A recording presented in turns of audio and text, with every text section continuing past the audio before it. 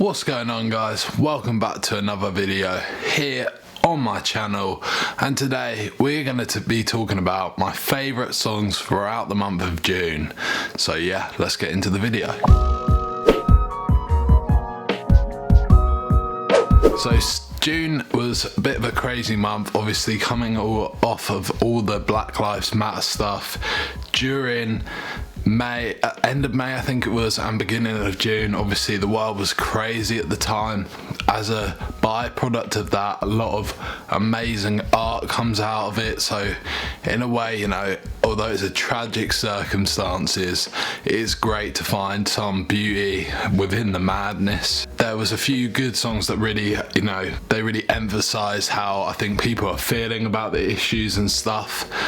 The first track that I want to talk about today is a track that could be up there for one of my favourite songs of the year, and this is Lockdown by Paak.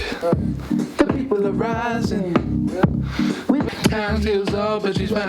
So yeah, Lockdown is a great song by Paak, a really nice comeback, and I really like how he sort of disguised this song within like this political theme of this song within like a really like catchy song, really great instrumental and incredible lyrics. Yes, when he's spitting bars, people forget how good of a lyricist Paak can be.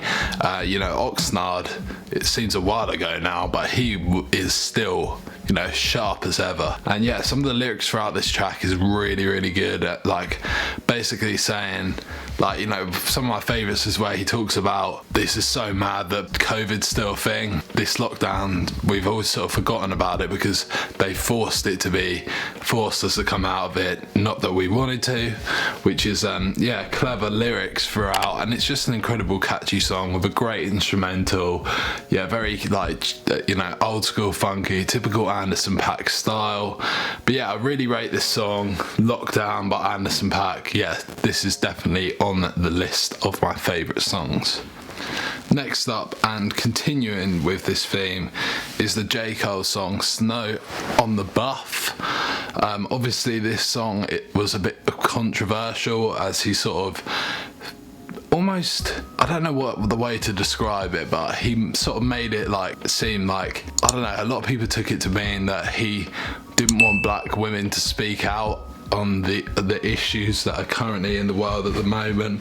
A lot of people put two and two together and assumed that the person that he was dissing is No Name. I mean, obviously the shoe fits, so I mean, it's not out of the question, but I don't know if he was particularly meaning a person. I mean, he has put out a tweet saying that he stood by what he's saying in this song. J. Cole, man, obviously crazy rapper. He is incredible. His ability is top level, and the amount of context he can fit within his lyrics is crazy. He raps incredibly fast but easy to understand, which I think is why he appeals to such a wide audience. Yeah, he is an incredible artist, and this is a song that needed to be said. He said it, and yeah, it's a very good one. So yeah, check Snow on the Bluff out. It's a great record. And then obviously following that up, No Name has like sort of not dissed him back but put out a song in retaliation, which, I mean, I love No Name anyway, and she's an incredible rapper, sort of within the same realm as J. Cole, I'd say, in terms of ability. She is incredible. So yeah, it's very interesting to hear these two songs come out within a few weeks of each other. Both really good songs, so they are added to my playlist. Just as a quick side note, I actually have a playlist called 2020 Best Tracks on Spotify. So if you are interested in all the songs throughout the year that I thought are the best songs of the year, then you can check that playlist. There's a link in the description. Also, if you haven't seen my latest video where I look at Pink Floyd's album Dark Side of the Moon and sort of listen to it for the first time and determine whether I think it's a classic or not, or how good it is, then you can check that video out. The annotation is up here. yeah, I thought that was a really good video, and if you're new from that video, then leave a heart in the comments just to say that you're new. But let's continue with the video. Okay, so the next song is Gorillaz, Friday the 13th, featuring Octavian. Octavian's on a, like, you know, he's getting big in the UK. I still feel he's like a little bit of an outsider, but I really rate him at the moment. He is putting out some nice music, and this collaboration with Gorillaz called Friday the 13th, I think it's a really good collaboration. Very nice meeting of the minds that maybe I didn't expect. I've liked all of Gorillaz' songs that they've put out this year so far. My favourite was the one with Slow Tie and Slaves. I thought that was an incredible track. It's probably going to be up there for one of my favourite songs of the year. So yeah, this song, Friday the 13th with Gorillaz, banger.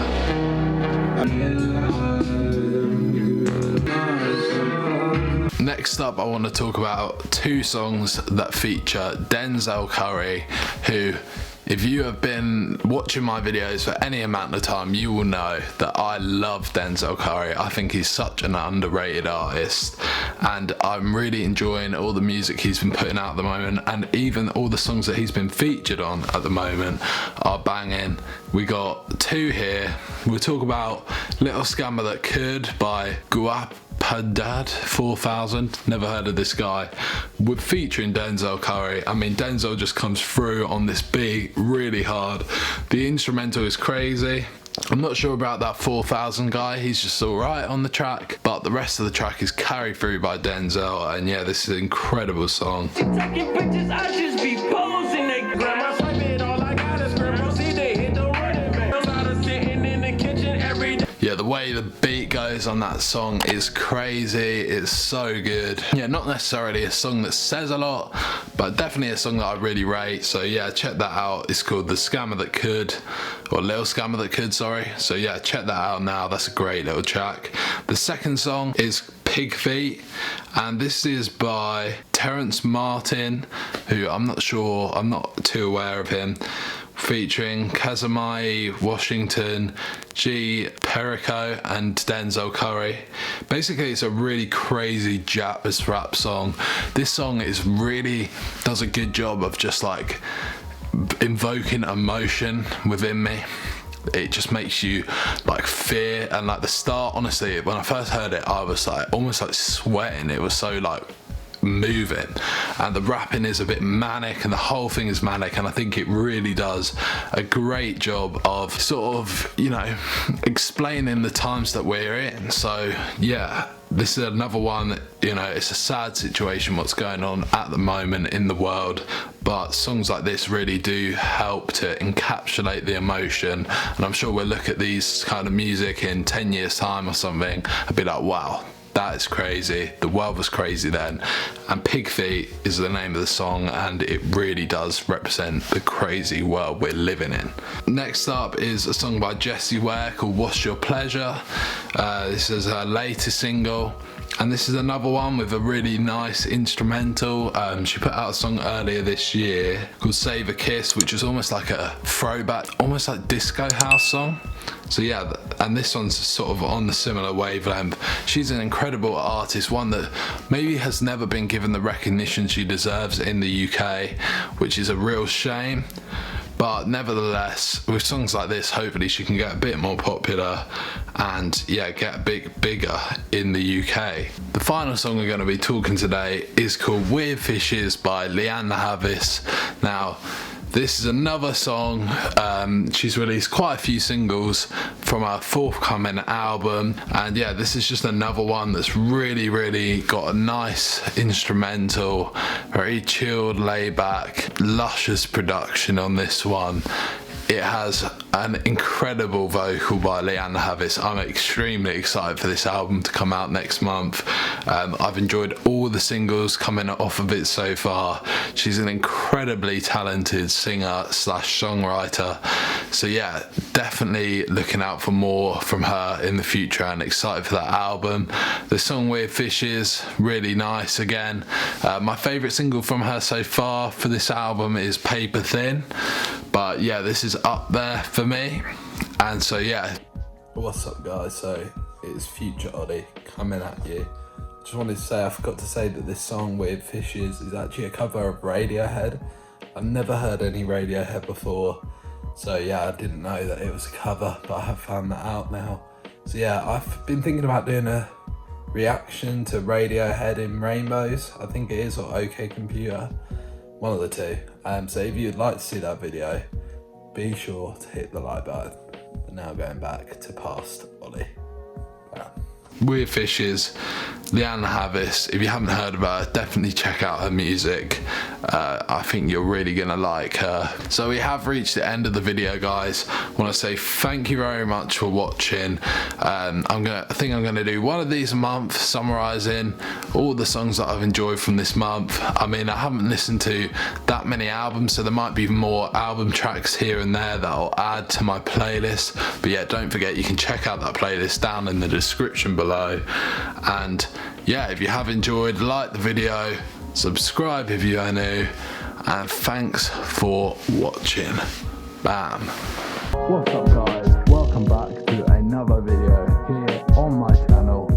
Today we are going to be re-listening and reacting for the first time ever to Pink Floyd's Dark Side of the Moon. Now, obviously a lot of people know this album. It's considered a classic